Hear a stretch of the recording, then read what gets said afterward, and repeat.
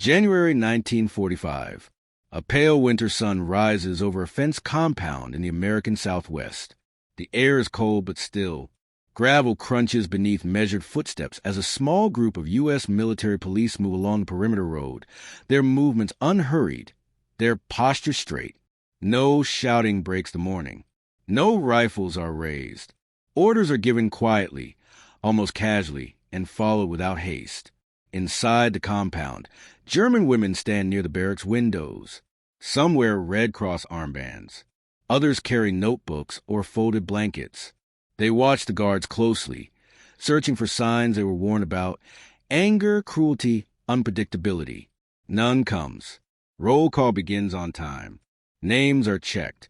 Numbers are counted. The process is precise, almost mechanical. What unsettles them is not fear, but absence of it. The guards do not insult them. No one is struck for standing too slowly. No one is punished for looking away. Discipline is present, unmistakable, but it is calm, regulated, restrained. This is not the authority they were taught to expect. As the camp settles into its morning routine, a quiet realization begins to form among the prisoners. Captivity, here, follows unfamiliar rules, and understanding those rules will change how they see their captors.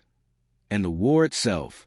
By the final years of the Second World War, Germany was no longer fighting a war of expansion. It was fighting for survival. As losses mounted on every front, the German state drew ever deeper into its population for manpower. Women, once kept largely behind the lines, were increasingly absorbed into the machinery of war. They served as nurses in military hospitals, clerks in administrative offices, radio operators in signals units, and auxiliaries attached to Luftwaffe and Army formations. Many wore uniforms. Most were trained to obey without hesitation. Their understanding of authority had been shaped long before the war began. In Nazi Germany, discipline was synonymous with fear. Orders flowed downward and were enforced through punishment. Questioning superiors was not merely discouraged. It was dangerous. The state taught that power asserted itself through dominance, volume, and visible threat. Military discipline was theatrical, designed to be seen and felt. This was the framework German women carried with them into the war zones of Europe and North Africa. As Allied forces advanced after 1942, particularly following the landings in North Africa and later in Italy and France, German medical units and administrative detachments increasingly found themselves close to the front lines. Retreats were often hurried. Records were burned. Equipment was abandoned. In these chaotic withdrawals, women were captured alongside wounded soldiers, supply clerks, and communication staff. For many, capture came suddenly. A hospital overrun by advancing American troops. A convoy stopped at a roadblock. A field station cut off by artillery fire. They expected rough treatment. German military briefings and propaganda films have been explicit about what awaited them in Allied captivity. Americans, they were told, were undisciplined, racially violent, and vindictive. Prisoners would be humiliated. Women, in particular, were warned to expect abuse. These expectations were reinforced by what they had witnessed within their own system. Discipline in the German military was rigid but uneven. Punishment could be severe and arbitrary. Female auxiliaries were subject to intense scrutiny, moral policing, and public correction. Authority figures relied on intimidation as much as regulation. Order was maintained through fear of consequences, not trust in procedure. By contrast, the American army that captured them operated under a different institutional culture, one that had been shaped by doctrine, law, and logistics as much as ideology. U.S. forces were bound by the Geneva Convention of 1929, which the United States had ratified and formally integrated into military training. Military police units received specific instruction on the treatment of prisoners, including women. Discipline was not left to individual temperament. It was codified, yet none of this was visible to the prisoners at the moment of capture. What they saw instead were small details that felt contradictory. Guards who did not shout. Officers who took notes instead of issuing threats. Medical personnel who treated wounded prisoners with the same methodical care given to their own troops. These early impressions were confusing rather than comforting. Transportation only deepened that confusion. German women were moved through processing points in Europe before being sent across the Atlantic. The journey itself was tightly controlled, escorted, documented, regulated. There were rules about separation, sanitation, and medical checks. The system moved slowly but predictably. For prisoners accustomed to chaos and coercion, this predictability felt strange. By the time they arrived in the United States, many of these women were exhausted, disoriented, and emotionally guarded.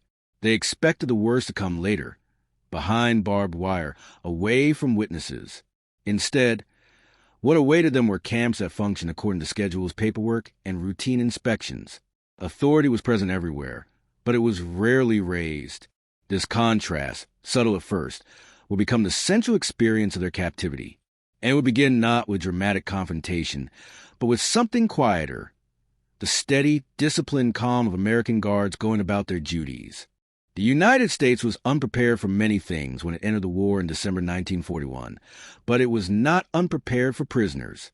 As early as 1942, the War Department began planning for the large-scale internment of Axis POWs on American soil. By 1943, the system had expanded into a nationwide network of camps stretching from the deserts of Arizona and Texas to forests of the Carolinas and the plains of the Midwest. These camps were not improvised enclosures. They were bureaucratic machines. 4 German women captured in Europe. Arrival in the United States marked a complete rupture from everything familiar. The climate was different. The landscape felt vast and empty. The camps themselves, often converted from training bases or newly constructed installations, were laid out with deliberate order, barracks aligned in rows, walkways measured and marked, watchtowers placed at precise intervals. Nothing appeared accidental. At the center of this system were the U.S. Army military police, companies assigned to guard duty. These were not combat troops rotated casually into camp roles. They were trained for containment, administration, and restraint. Their orders were explicit. Maintain security, enforce regulations, and avoid unnecessary confrontation. The authority of the camp did not rest on aggression, but on predictability. German women quickly noticed this difference. Guards addressed them formally. Orders were delivered in neutral tones. Violations, such as stepping outside designated areas or failing to follow schedules, were met with written reports, not public punishment. Infractions triggered procedures, not rage. Even confinement or loss of privileges followed a documented process. This methodical approach was reinforced by constant oversight. U.S. camps were regularly inspected by American officers, medical staff, and representatives of the International Red Cross. Reports were filed. Conditions were evaluated. Food rations were measured against established standards. Cleanliness was monitored not as a favor, but as a requirement. Guards understood that their conduct was visible and recorded. For prisoners accustomed to a system where power flowed unchecked from superiors, this visibility altered the balance of fear. American guards did not need to assert themselves loudly because their authority was institutional, not personal. Their discipline was internalized, supported by regulations and consequences that applied to guards as much as prisoners. Gender further complicated these perceptions. German women expected special scrutiny or hostility. Instead, they encountered separation protocols designed to reduce contact and prevent abuse. Female prisoners were housed in designated areas. Medical examinations were conducted with procedural care. Even conversations were limited not by contempt, but by policy. This restraint created a psychological tension inside the camps. Some prisoners interpreted calm behavior as weakness. Others suspected deception. Rumors circulated quietly through the barracks that the real punishment would come later or that kindness was temporary. Yet days passed, then weeks, and the pattern held. Discipline remained steady, predictable, almost impersonal.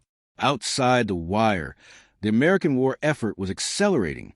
Factories ran day and night. Troop numbers swelled. News filtered in slowly of Allied advances, of bombed German cities, of shortages back home. Inside the camps, the contrast was stark. Order persisted even as the world beyond the fences seemed to collapse. For the German women held there, this environment forced a gradual recalibration of expectations. The absence of cruelty became impossible to ignore. Authority, here, did not depend on fear. It depended on structure.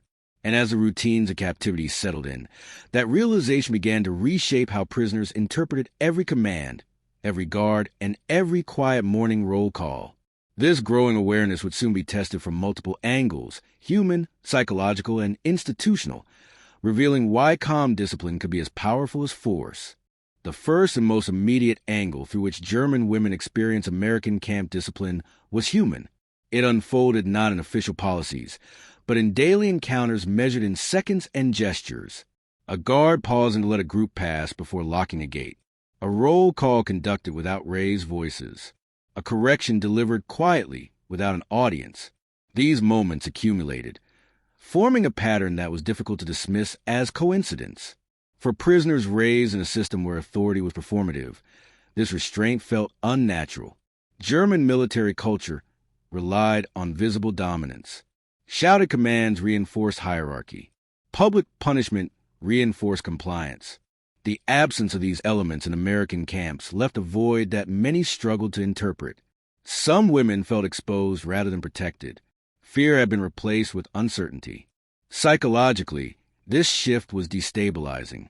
Fear creates clarity. It defines boundaries sharply. Calm discipline, by contrast, required attention. Prisoners had to observe rules, not because punishment loomed immediately, but because the system expected compliance as a matter of routine. This expectation unsettled those who had been conditioned to respond only to threat. Over time, the guard's consistency eroded suspicion. Days followed the same rhythm. Wake-up calls arrived on schedule. Meals were distributed evenly. Medical checks occurred at regular intervals. When infractions occurred, responses were proportional. A missed roll call resulted in a report, not humiliation. This predictability reduced anxiety in ways prisoners had not anticipated. Another angle emerged in the collective psychology of the camp. German women talked among themselves, comparing experiences. They shared observations in whispers at night. The same conclusions surfaced repeatedly. The guards were not improvising. Their calm was deliberate. It was reinforced by the system they served. This realization challenged the moral narratives they had been taught. Nazi propaganda framed American soldiers as chaotic and undisciplined, governed by impulse rather than order. The reality inside the camps contradicted that image. Authority here was quieter, but no less absolute. Barbed wire did not need to be emphasized. The rules were enough. Gender added another layer to this psychological recalibration. Many German women expected either condescension or aggression. Instead, they encountered procedural neutrality. Guards did not flirt. They did not provoke. Interactions were brief and formal. This distance was not emotional, but institutional. It protected both sides. This restraint forced prisoners to confront a disquieting possibility that American discipline functioned without ideological hostility. Guards did not appear to hate them. They did not frame their role as moral punishment. They were performing a job within a system that demanded order, not vengeance. The human angle also extended to moments of crisis. When illness spread through barracks, responses were swift and organized. Quarantine procedures were implemented without drama. Medical staff appeared promptly. The guards enforced restrictions firmly but without panic. The system absorbed stress without losing composure. These experiences reshaped how German women understood power. Authority no longer needed to announce itself through fear. It could operate quietly, reinforced by structure and accountability. This realization was deeply unsettling for prisoners raised to equate control with cruelty. Yet, the human angle was only one layer. Beneath it lay deeper psychological and institutional forces. Forces that would become clearer as prisoners examined not just how guards behaved, but why they behaved that way. Beyond daily interactions, the calm discipline of American guards reflected a broader institutional philosophy, one that shaped every layer of the camp system. This was not simply a matter of individual temperament. It was a product of training, oversight, and a command culture that valued control through procedure rather than intimidation. U.S. military police units assigned to POW camps operated under strict manuals. Guard behavior was regulated as closely as prisoner conduct. Excessive force was not merely discouraged. It was punishable. Reports could be filed against guards. Inspections could result in reassignment or disciplinary action. Authority flowed downward, but accountability flowed upward. For German prisoners accustomed to one-directional power, this was a profound contrast. From the enemy's perspective, this accountability was difficult to comprehend. German women searched for signs of hidden hostility or delayed reprisal. They expected the calm to break. Instead, the system held. Guards rotated shifts. Orders were handed off seamlessly. Discipline did not fluctuate with mood or fatigue. It was sustained. This consistency had a strategic dimension. American camp doctrine treated order as a form of stability. Calm reduced resistance. Predictability reduced conflict. By removing emotional volatility from daily control, the system minimized opportunities for escalation. Prisoners complied not because they were terrified, but because resistance seemed futile and unnecessary. Leadership culture reinforced this approach. American officers rarely entered the camps with dramatic displays of authority. Their presence was administrative. They inspected facilities, reviewed reports, and spoke with camp staff in measured tones. When issues arose, solutions were procedural. This contrasted sharply with German command styles that emphasized visibility and symbolic dominance. From a moral warfare perspective, the effect was subtle but powerful. German women began to reassess the narratives that had defined the enemy. If American authority did not rely on brutality, then perhaps the ideological framework they had been taught was incomplete or false. This realization did not arrive as a single moment of conversion. It unfolded slowly through routine. The enemy angle became more pronounced as news from outside filtered into camps. Reports of German cities destroyed by bombing, accounts of collapsing fronts, letters from home, heavily censored but emotionally revealing. Against this backdrop of chaos and loss, the stability of the camps felt increasingly incongruent. American discipline appeared intact, even as Germany's systems unraveled. This contrast intensified internal conflicts among the prisoners. Some clung to old beliefs, interpreting calm as weakness. Others began to question whether the system they had served was fundamentally flawed. The guards did not argue. They did not lecture. Their behavior itself became the message. The moral dimension of this discipline emerged most clearly in restraint. Guards enforced boundaries without personal involvement. They did not seek gratitude. They did not seek dominance. Their authority was functional, not ideological. This neutrality unsettled prisoners more than overt hostility ever could. Over time, calm discipline became the defining feature of captivity. It shaped how prisoners moved, spoke, and thought. It eroded fear while reinforcing control. And it set the stage for a decisive psychological turning point, when the realization of American institutional strength could no longer be dismissed as temporary or superficial. That turning point would arrive not through confrontation, but through accumulation, through a series of moments that, taken together, dismantled expectations and forced a reckoning with reality. Spring of 1945. The camps were waking to another morning of routine, barracks lined with neatly folded blankets. Gravel paths swept clean, the faint smell with smoke from mess halls drifting across the compound. German women, some still hesitant, emerged from their quarters for roll call. They had learned to anticipate the procedure, yet each day brought the same subtle tension. Would this morning be different? Would the calm finally crack? At 6:30, a small group of U.S. military police arrived at the assembly point. Their approach was deliberate, measured, boots striking gravel with a steady rhythm. Faces neutral, voices low but audible, announcing instructions without emphasis. The prisoners stood in formation, counting themselves, noting every detail of posture and expression. No one was pushed, no one was scolded. The procedure was mechanical, yet somehow authoritative. Then came inspection. Officers walked down the rows, clipboards in hand. They noted cleanliness, proper attire, and order, occasionally asking a question in calm tones. One German nurse, eyes wide, noted later in a memoir that she expected a harsh reprimand for even the slightest irregularity. None came. The process continued with meticulous timing. The prisoners began to realize that the guard's authority was not arbitrary. It was procedural. Punishment followed protocol, not impulse. A separate incident in the medical block reinforced this revelation. A female prisoner complained of sudden illness. A guard escorted her to the infirmary. The nurse on duty checked vitals and administered treatment, all under the supervision of officers. At no point was there a display of anger or impatience. The German women watched as concern, order, and efficiency replaced fear. The reality hit them in quiet, cumulative moments. Discipline could be calm, consistent, and still absolute.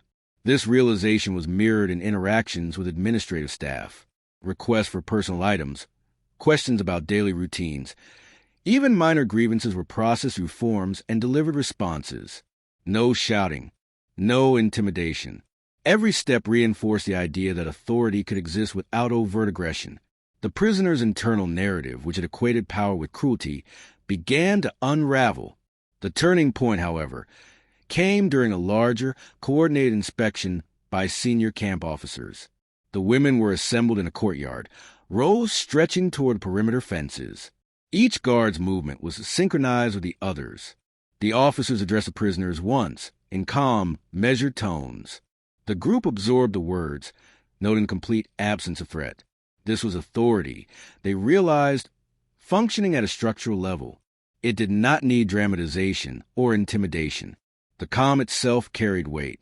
In those moments, many of the prisoners experienced a subtle psychological shift. Fear, which had dominated their understanding of military hierarchy, began to give way to observation. They noted schedules, attention to detail, and the seamless coordination of tasks. Authority could exist without cruelty. Respect could be elicited without intimidation. The guards' restraint created a paradox. The women felt both relief and disorientation. Relief because immediate danger was absent.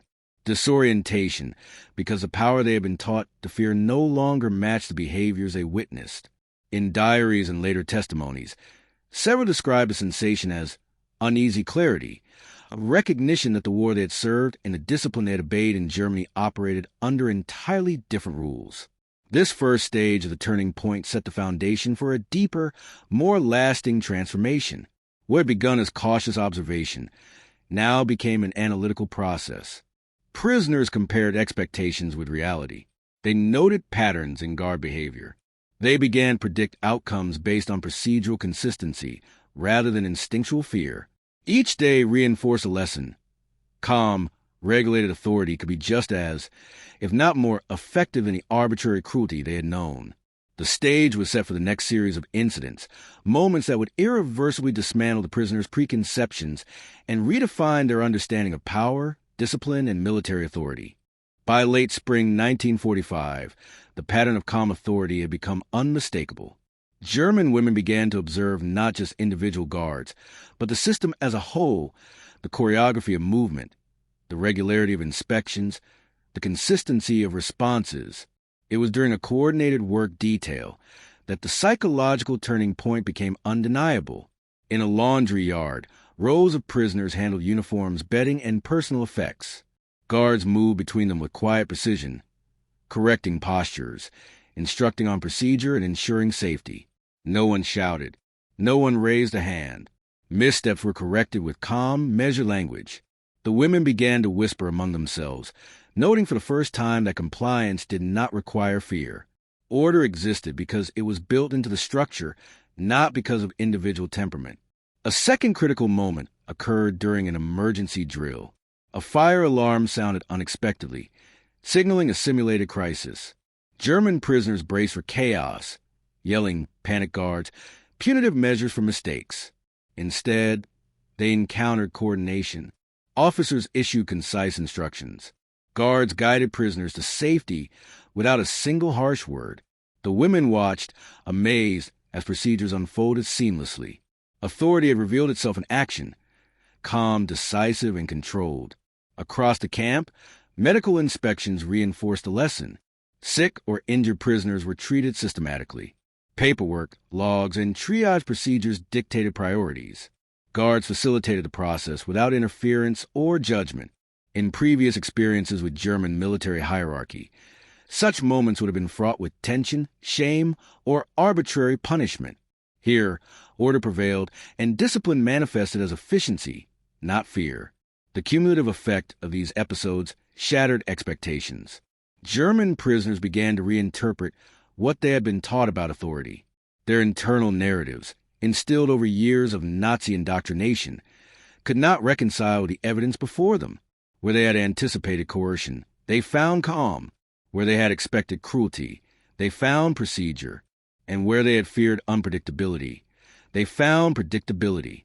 Even rumors from outside reinforced this perception. Word spread through the barracks about how American guards managed multiple camps simultaneously, how reports were meticulously documented, and how even senior officers upheld the same standards of restraint. The prisoners realized that the calm was not incidental or fragile. It was institutional. Authority, they concluded, could be both absolute and humane.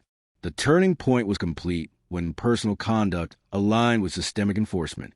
German women noted the subtle ways guards balanced firmness and impartiality. Permissions were granted and revoked according to regulation. Conflict were resolved through procedures, not intimidation. Even minor acts, like allowing letters to be sent or small requests for comfort items, were handled within established protocols. Each interaction reinforced the realization power did not require fear to be effective. This newfound understanding reverberated through the camps. Conversations between prisoners shifted from complaints and anxiety to cautious analysis. They began to observe, document mentally, and anticipate outcomes based on structure rather than intimidation.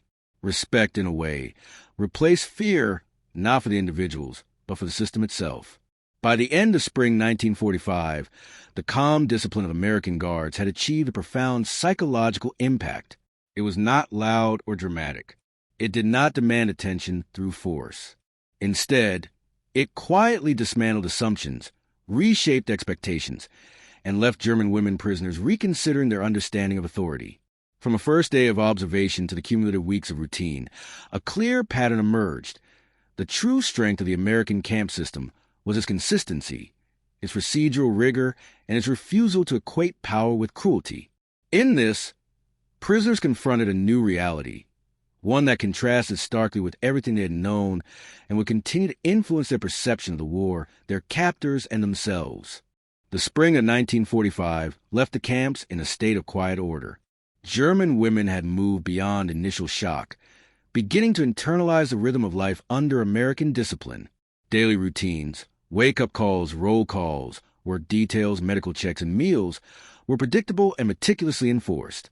This predictability shaped behavior more effectively than fear ever could. Prisoners complied not out of terror, but out of understanding. They observed, learned, and adapted. This adaptation extended to communication and personal conduct. Conversations shifted from suspicion and rumor to cautious sharing of observations. Women compared notes on guard behavior, the timing of inspections, and the fairness of procedural enforcement. Letters were written home with descriptions of routine life, noting the absence of arbitrary cruelty. Some prisoners expressed disbelief, others tentative relief. Memoirs written after the war would later reflect that the calm discipline of the camp had been as psychologically transformative as it was unfamiliar. Education and work programs reinforced this effect.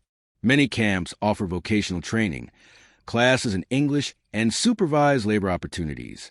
Tasks were structured, monitored, and conducted under impartial supervision. Women quickly learned that cooperation, attentiveness, and adherence to procedures resulted in better treatment, access to privileges, and smoother daily life.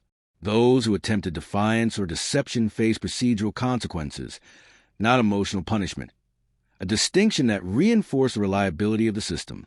Medical care provided another avenue for adaptation. Clinics operated on strict schedules.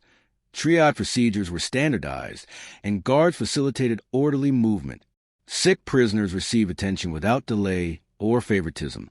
These experiences contrasted sharply with the unpredictable medical environments they had known in German-controlled zones. The consistency, combined with professional competence, fostered an uneasy trust. Authority was now understood as a framework that functioned independently of personal temperament. Even small acts of kindness, letters allowed to be sent, permission to sew or write, access to reading materials, served a strategic purpose. By demonstrating that discipline was separate from vindictiveness, the camps subtly reshaped prisoners' perception of authority. The moral authority of the U.S. Army, though quiet, became increasingly evident. German women began to recognize that their captors were not seeking to dominate through fear, but to maintain order through structure. Interactions with camp leadership further reinforced this. Officers made inspections, addressed concerns, and reviewed camp procedures without dramatics. Their calm presence underscored the predictability of the system. For prisoners accustomed to authority wielded through emotion and spectacle, this dispassionate efficiency was astonishing. Compliance no longer required constant vigilance against arbitrary punishment. The rules themselves were sufficient to guide behavior. These structural elements, human, procedural, and moral, combined to produce a measurable effect on prisoner psychology. Reports from camp staff noted decreasing incidents of resistance or insubordination. Discipline was maintained with fewer confrontations. Women were learning to navigate the system, understanding how to predict outcomes, and internalizing procedures that governed their daily existence. By the end of this period, the first phase of the aftermath was clear. Calm discipline had achieved its purpose. Authority had been redefined. Fear was no longer the primary motivator of compliance. Observation, adaptation, and understanding took its place, preparing prisoners for the next stage of their captivity and the ultimate transition back to civilian life. As months passed, the long-term consequences of this calm discipline became increasingly evident. German women began to internalize a system of behavior based on structure rather than fear, which extended beyond the immediate routines of the camp. The rhythm of daily life, the wake-up call, work details, meals, and inspections, became a framework that shaped thought as well as action. Prisoners learned to anticipate outcomes, regulate behavior, and navigate authority without anxiety. This shift influenced interpersonal dynamics within the barracks. Women began collaborating more effectively, understanding that following procedures brought tangible benefits. Cooperation replaced covert resistance. Compliance was no longer enforced through intimidation, but reinforced by the clarity of rules and the predictability of consequences. Even disagreements among prisoners were resolved more calmly, mirroring the order modeled by the guards. Official evaluations reflected these changes. Red Cross reports and U.S. Army inspections consistently noted a marked decrease in disciplinary incidents. Camp commanders recorded that prisoners were adapting to routines more quickly than expected. Letters from returning officers emphasized that the success of the camp system lay not in coercion, but in consistency. Guards' calm enforcement of rules produced a disciplined, cooperative population, without resorting to cruelty, a strategic and humane approach to authority. The psychological impact extended beyond the camp gates. Prisoners who had initially viewed American guards with suspicion or fear began to reflect on the contrast between this authority and the arbitrary cruelty they had experienced in German military service. Memoirs written after the war often remark on the realization that discipline could exist without personal aggression, that obedience could be maintained through system rather than terror. These lessons resonated deeply, challenging prior assumptions about hierarchy, power, and morality. Repatriation after the war revealed the enduring effects. German women who returned home often noted in personal accounts how their perception of the United States had shifted. The calm, regulated authority they had experienced left an impression of professionalism, competence, and fairness, qualities that contrasted starkly with the wartime experiences of coercion and unpredictability in Germany. Even years later, many acknowledged that their time in American camps had fundamentally altered their understanding of military authority. On a broader level, the aftermath highlighted the strategic utility of disciplined, humane treatment of prisoners. By enforcing rules consistently, without reliance on intimidation, U.S. forces maintained security, minimized conflict, and subtly communicated moral legitimacy. German prisoners absorbed lessons about order, fairness, and procedural authority that extended beyond the immediate context, influencing their post-war reflections and the historical record of POW treatment. In this environment, the quiet power of calm discipline proved transformative. It reshaped the daily lives of prisoners, challenged ingrained expectations of authority, and reinforced the effectiveness of structured, humane control. By the war's end, the German women who had arrived expecting fear and cruelty left with a deeper understanding of discipline as an institution, not merely a personal attribute. This subtle but profound shift illustrated how authority could be both absolute and ethical, a lesson that would endure long after the gates of the camps had closed. The calm discipline of American camp guards offers a quiet but profound lesson in the nature of authority. It was not flashy or dramatic. It did not seek attention through violence or intimidation, yet its impact on German women prisoners was undeniable. Through routine, procedure, and consistency, the United States Army demonstrated that power could be exercised without cruelty, that order could be maintained without fear. For the prisoners, this experience forced a reevaluation of everything they had been taught about hierarchy and obedience. In a system where authority had always been personal, volatile, and often cruel, they encountered a structure that was impersonal, predictable, and principled. The subtle psychological shift it produced, fear replaced by understanding, anxiety replaced by observation, was as decisive as any battle on a European battlefield. Calm discipline became a teacher, showing that control need not be brutal to be effective. Historically, this moment illuminates the broader strategy behind humane treatment of POWs. By adhering to regulations, observing international law, and applying authority consistently, U.S. forces maintained security and compliance while projecting legitimacy. The lesson extended beyond immediate military necessity. It challenged the German prisoners' worldview, sowed reflection on ethical authority, and left an imprint on post-war perceptions of the United States. In a larger sense, the experience of these women captures a truth about warfare and human systems. Structure, order, and moral consistency can wield power as forcefully as violence, often more enduringly. The calm authority they witnessed was a form of influence that reshaped behavior, perception, and understanding without a single raised voice. As they returned to civilian life, many carried with them an altered conception of discipline, leadership, and justice. The gates of the camps closed, yet the lessons of regulated, humane authority endured. Quiet, steady, and deeply transformative.